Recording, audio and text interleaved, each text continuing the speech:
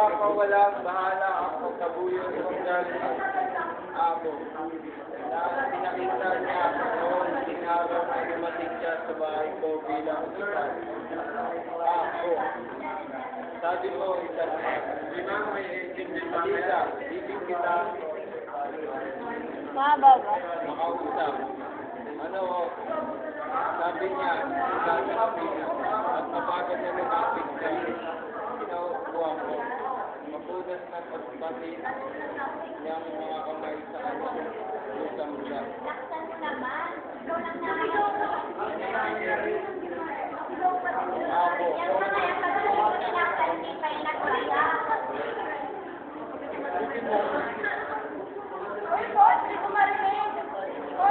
Ako, sabi ko sa kanya,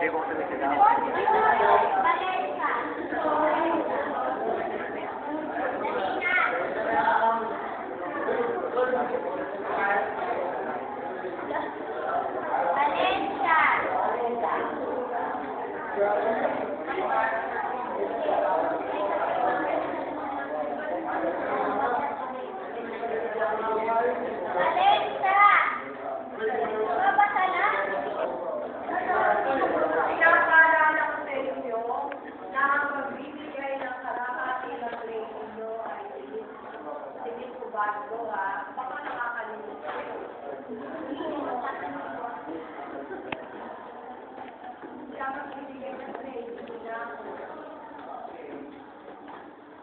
Hindi ko na papaliwanag, bahala ang pagkabuyo sa dugan ni Abo na ipinakita niya noon din araw na dumating siya sa bahay ko bilang utusan. Abo, sabi ko isang umaga, halika ibig kitang makausap. Ano ho? Sabi niya mula sa kusina at mabagal na lumapit sa kinaupuan ko. Napunas ng pagpatin niyang mga kamay sa kanyang lusang bulak.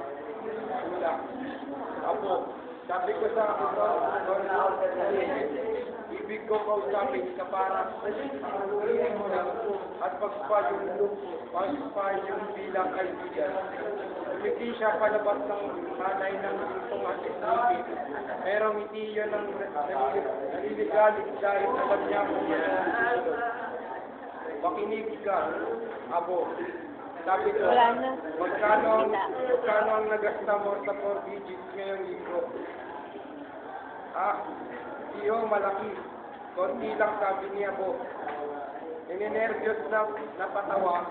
At magkano sa Chop Chicky? Ilang dolyar lang, malungkot na sabi niya po. Makinig ka, sabi ko. Nasalubong ko kahapon ang matanda mong ina. At ang reklamo niya, hindi mo siya binibigyan ng sapat na paggastos. Pero maganda ang sweldo mo at may extra kang pera sa paglibenta ng mga lumang dyaryo at basyo ng tama ba ako? Oo, mas malungkot na sabi niya po. Kung ngayon, nasaan ang lahat ng perang yun, tanong ko.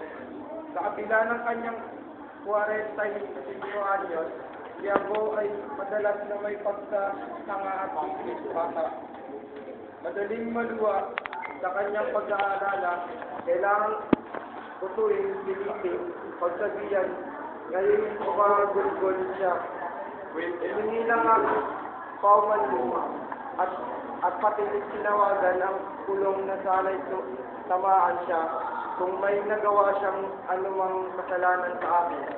Wala kang nagawang kasalanan sa akin, Abo. Magod kong sabi.